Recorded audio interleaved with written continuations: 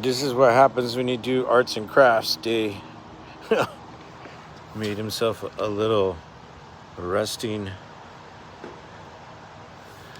for his leg. So if you guys remember, we did that Ranger pull the transmission out at the mall, aka the junkyard, which I appreciate you guys because we're actually like over 20,000 views off that one.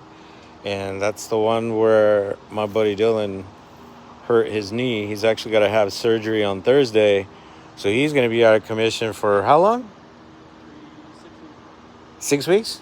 So he'll be out of commission for 6 weeks. So he had to make himself his own little mobility machine. It's cool.